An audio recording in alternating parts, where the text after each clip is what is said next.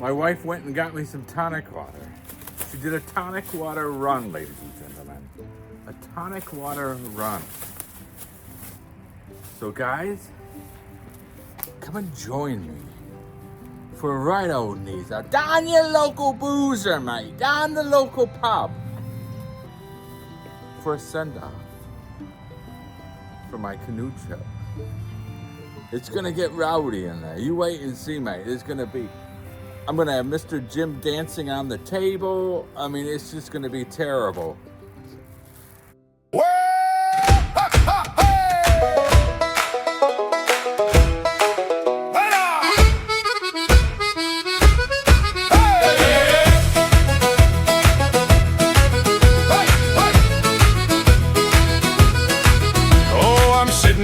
The pub and I don't give a flying fig.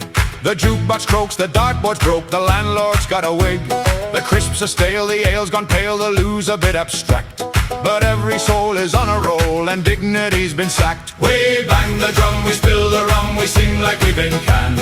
We're louder than a kettle drum in McNamara's band. So raise your glass to Daft Sass, to trousers full of flair. We're the pub parade, we misbehave and dance without a care. Peggy's got her bingo blotter stuck inside her shoe, and Terry's telling tales again that none of us think true. The jukebox plays the floral dance but skips the second verse. We cheer and jeer and volunteer to make the lyrics worse. We bang the drum, we spill the rum, we sing like we've been canned. We're louder than a kettle drum in McNamara's band. So raise your glass to Daft Sass, to trousers full of flair. With a pub parade we misbehave and dance without a care. Lord's got a trumpet that he found in '82. He plays it like a foghorn and it frightens up the stew. The darts are flying sideways and the pool balls all are square, but every pint's a masterpiece and no one's in despair. We bang the drum, we spill the rum, we sing like we've been canned.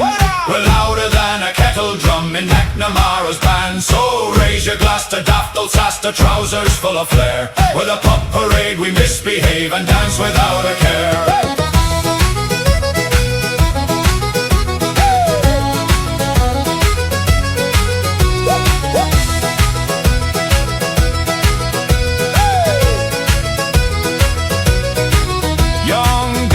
A banjo made of spoons and bits of string.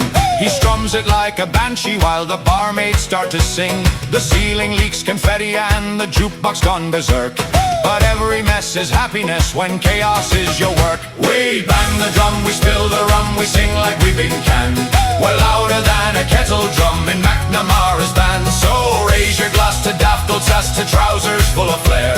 With a pub parade we misbehave and dance without a care. The telly's showing snooker but the sound is from the news. We cheer for every pot and boo political abuse.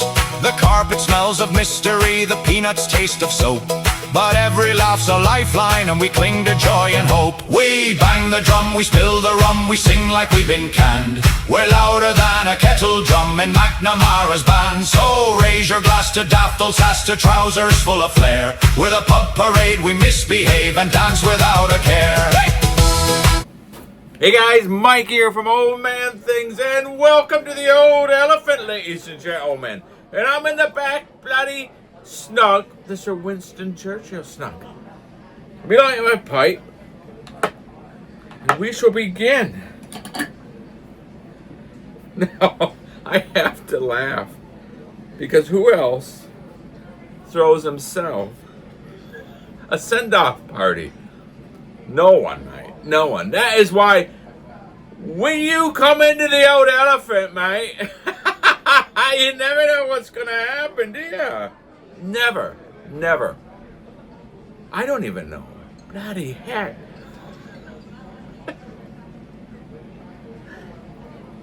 Can you imagine? It's never dull, mate. It's never bloody dull, is that? Cheers. That bloody perfect.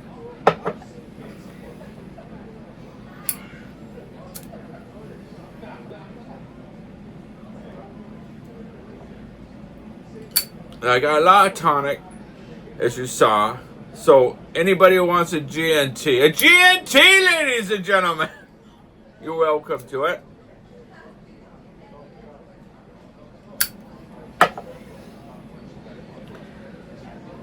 I just put a new barrel on, mate. So we've got enough for everyone. And the lads are all getting liquored up over there. Mr. Jim, I don't even know where he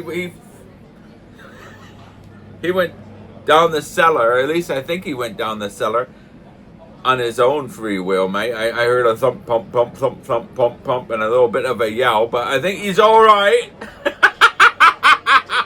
We shall see, mate. We shall see.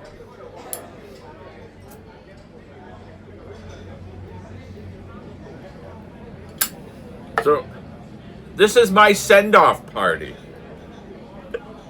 for my canoe trip. And the best bit about this is, mate, when you're watching this, I'll be on my bloody trip. If I'm still kicking, touch bloody wood. Can you imagine?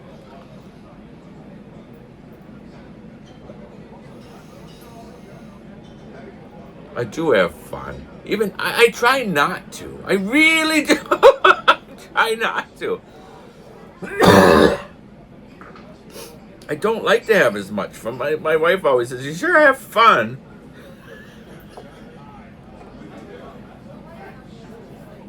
Sorry, I do apologize. So while I'm gone, old Mini Winnie will be in charge. I don't know what sort of parties he's gonna throw. We lock in every bloody night, and Winnie. But be careful, he's small, mate. But he'll drink you right. I don't even challenge him anymore. It's just not worth it, man. It's not bloody worth it.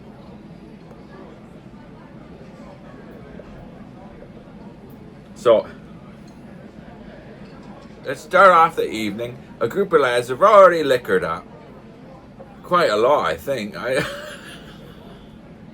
Wait a minute, I only have a little bit left of tonic. They must have had a few. Anyways, they want to sing this song to send me off on my trip with good spirits, like. So, ladies and gentlemen, I'll turn the camera and I'll be back after the song. I'll be your dream, I'll be your wish, I'll be your fantasy.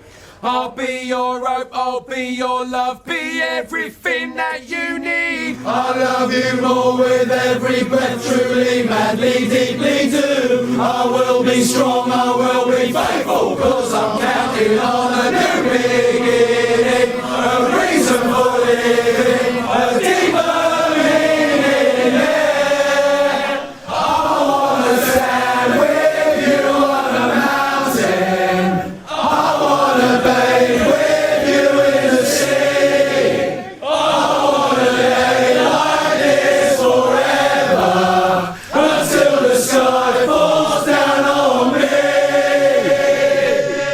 And when the stars are shining brightly in the velvet sky, I'll make a wish, send it to heaven, then make you want to cry. The tears of joy for all the pleasure and the certainty that we're surrounded by the comfort and protection of the highest power. In lonely hours, the tears devour you. I wanna stand with you on a mountain, I wanna bathe with you in the sea, I wanna lay like this forever, until the sky falls down on me, falls down on me.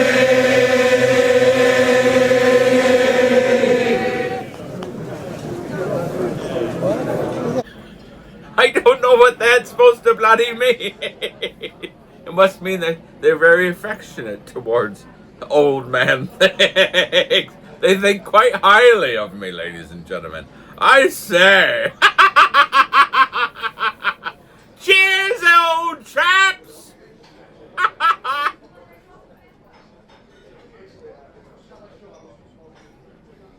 shall start off. After that, of course. I mean, nothing can, unless Mr. Jim gets on the bloody bar and starts singing. I don't know what can top that. That was all right, mate. A Newfie joke. Now, if you're a Newfie, it is nothing against you, like. It's nothing against you. It's just a Newfie joke, right? It was a Friday night.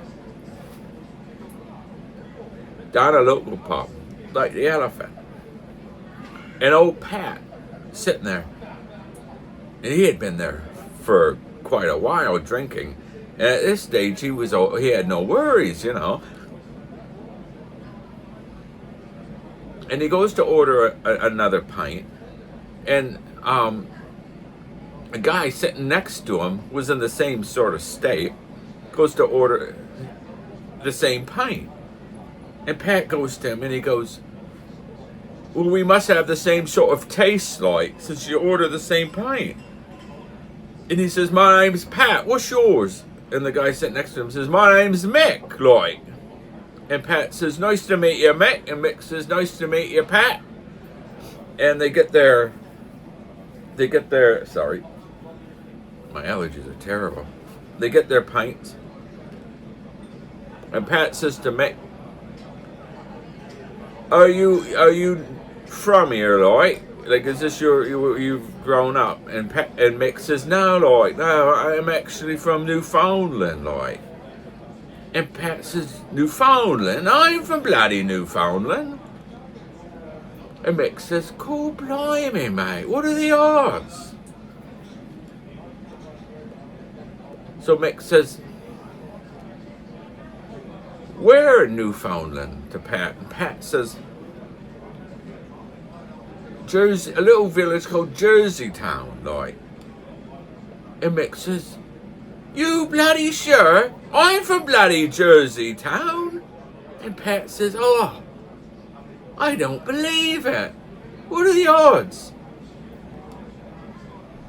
So Pat says, did you go to Jerseyite school, like? And Mick says, yeah, I went to Jerseyite school. And Pat says, oh, who would have thought of all places to meet someone who went to Jerseyite school?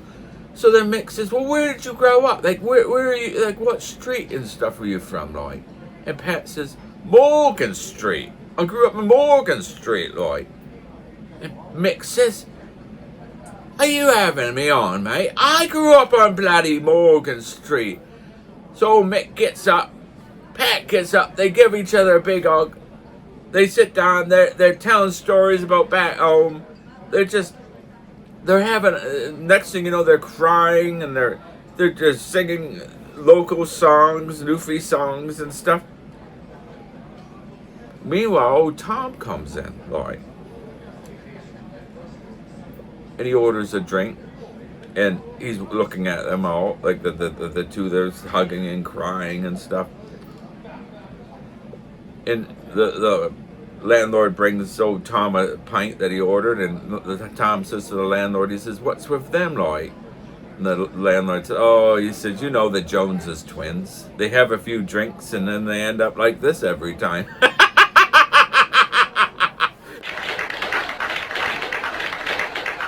Ladies and gentlemen, the Newfie joke. I say. Cheers. Good old Pat and Mick. So, I do apologize. It wasn't meant. I don't know.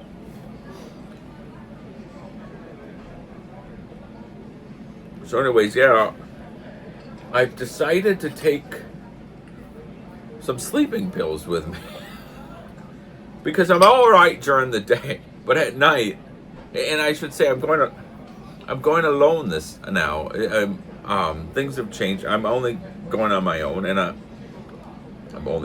going on my own. So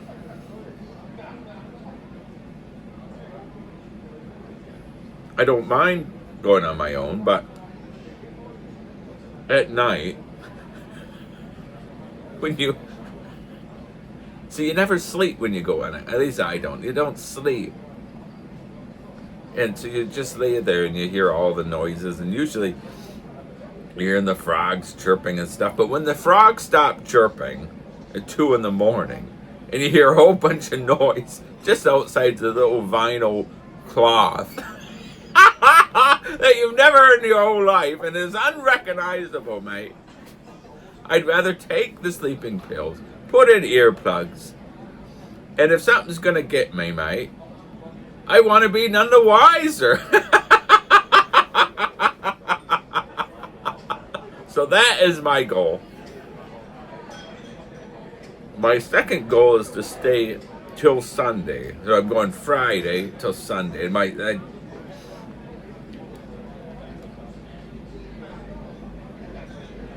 see, my problem is, and it always happens, I miss my wife so much. It hurts. I mean, it literally hurts. I miss her so much. And I think if I could just, like, give her a call or something like that, and, you know. But when you get there, phone service is just, that's it. You're done. And then when you get as far back as I am, there's nothing.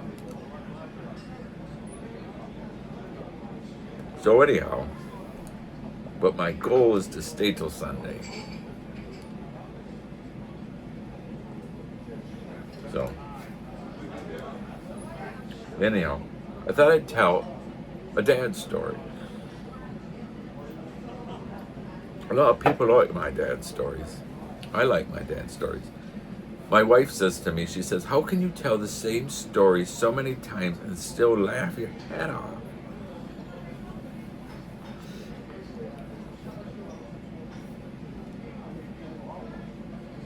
I was 16 years old, and we lived in a town called, well, we lived way out in the sticks. I mean, out in the bloody sticks. But we lived in a town called Warrens, and you had to drive through Warrens to get to Toma. That's where I went to high school and everything, and Toma. So Toma was maybe another 10-15 minute drive from Warrens. Anyhow, in Toma, my dad's cousin owned a bar called the Elbow Room. It's still there, and my dad's cousin still owns it. His name's Smoke.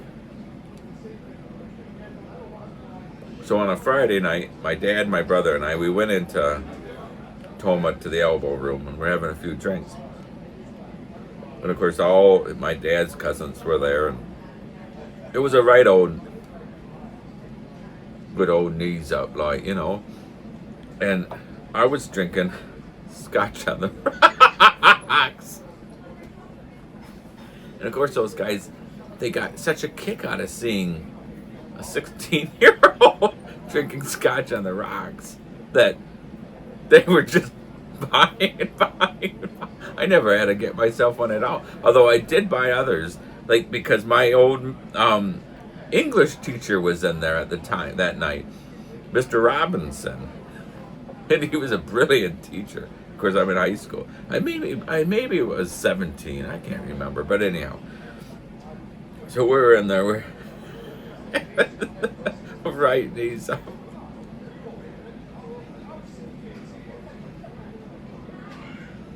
And on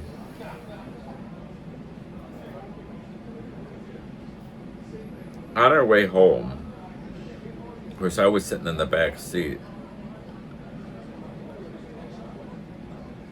And I had hit my limit a long time ago, if you know what I mean. A bit pushed. And we were driving through the town of Warrens to get home.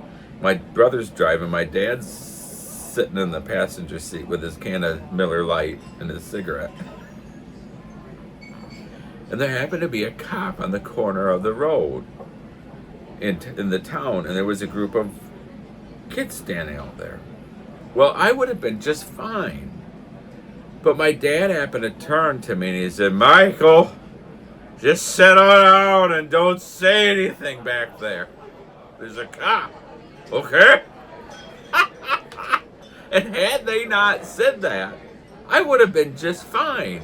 Because, so in my drunken stupor, I rolled down the window. It shows you my age. I rolled down the window and yelled out as loud as I could, "You bloody bastard!" And my dad turns to my brother and yells, "Floor it!" So guys, I had to pause. I was laughing so hard I started coughing, and then I started gagging because I was coughing so hard. You can't make it up, can you? So I'm gonna try to get through the story. I promised myself I would. So my dad yells, "Floor it," and my brother's trying to drive as fast as he can through town to get away from the cop. And all of a sudden my brother yells, "The cop's following us!" And he's yelling at my dad, "Give me a cigarette, give me a cigarette," because the age-old wives' tale back in the day was if you chew a cigarette, it was supposed to throw off a breathalyzer. I'll tell you a theory about that when I'm done. Anyways, so my dad's in his drunken stupor is trying to light this cigarette for my brother, and he's having a heck of a time. And my brother's yelling, "No, just give me just one without being..." Next thing you know, you see the lights flashing, and my brother's pulled over. And this cop walks up. But this, and I knew who the cop was. He was our high school cop. They always, high schools have their own cops, whatever. Anyways, and he was a bloody big guy. Holy cow, he was big. And it's no offense because I'm not bloody thin, am I? But what I remember seeing was the beginning of his belly and then the side of his belly and then waiting for the end. And it just seemed like it kept on going and going and going. So I'm laughing so hard. And they're yelling at me, "Shut up, shut up." And my dad's yelling, "You dumb moron, why'd you yell anything?"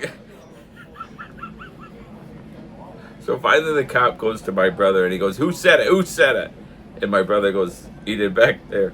So he goes up to the thing, knocks on the window and says, "Step out of the car, sir." So I'm trying so hard not to laugh. I'm like tears coming down. I'm biting my cheeks. Right? I get out. And the cop's talking to me. And the whole time the cop's talking to me, I can see in the corner of my eye, my dad's sitting like this with his cigarette and his can of Miller Lite between his legs like a sore thumb. And there's a cop right there. So, and I know in England, if you're sitting in the back seat, at least I remember back when I was there, you could drink. But in America, you can't have an open can at all anywhere in the car. So anyway, so the cop says to me, "Why did you say?" I said, "Well, I didn't say it to you. I said it to one of the kids out in that corner." And he said, "Who'd you say it to?" And I was like, and he goes, "You better give me a name. If you better give me a name." And in my drunken stupor, I remembered one of the kids that lived in that town. So I said, "Dean Jackson." And the cop goes, You're very lucky that there was a kid out there. He was out there." So he said, he said, "You're underage. I can tell that right now." He said, "What would your dad think if I took you and hauled you to the police department?" I said, "You wouldn't like it, officer." So he said to my brother, he goes, "Take him home." So I crawl back into the car. And my brother gets going. And my dad's in the front saying, "Michael, never again, okay? Never again. Never again, Michael." And we get home. And I get into bed. And, you know how the room will spin?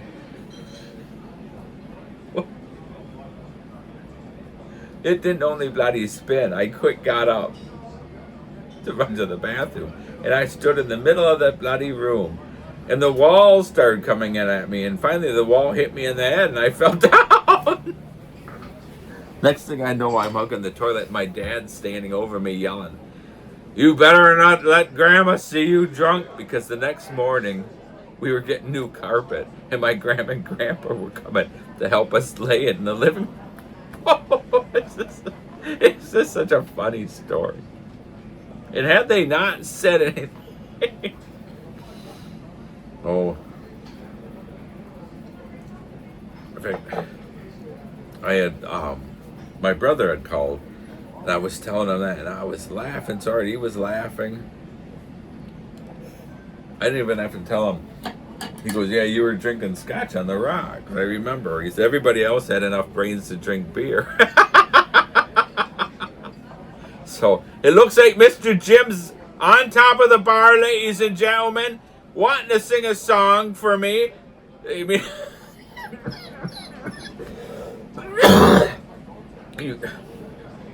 you can't make it up, mate. You can't make it up. He might not look like Mr. Jim, but he is Mr. Jim, ladies and gentlemen.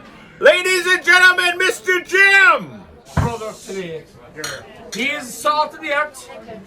He will never be replaced. But we will remember him forever in our lives.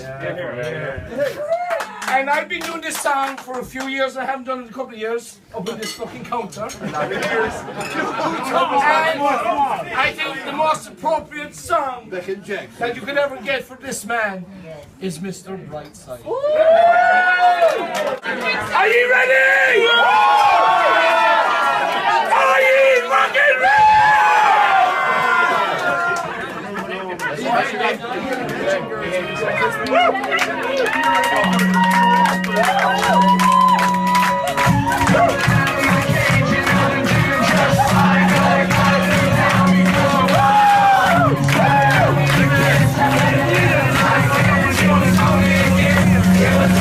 Yeah.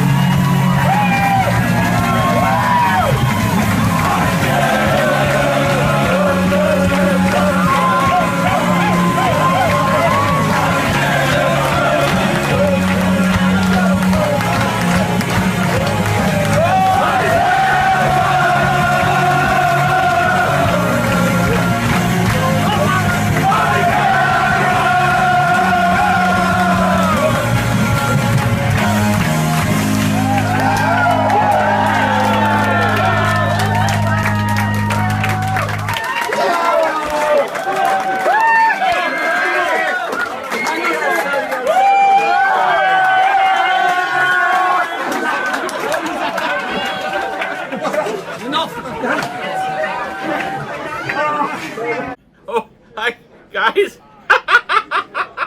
Mr. Jim, I think, is having a heart attack. So it always happens. There's always got to be one. So I shall say cheers, ladies and gentlemen.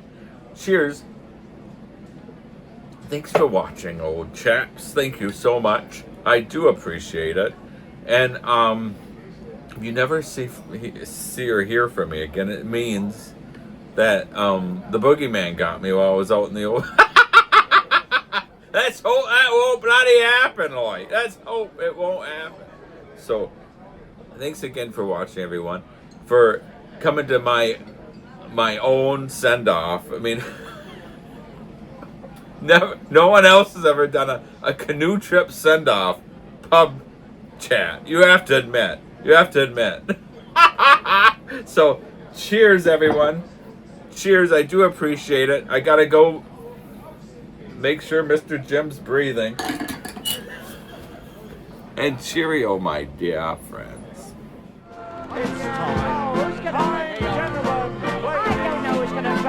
Hello, Ducky. Will you? Have you got a car, love? I know this is the life. I don't know what your name is, but you drive mother home. It's a shame, isn't it? A shame. It's a shame when you can't go home. Good night, everybody. Good night. See you. Thank you very much. See you. Good night.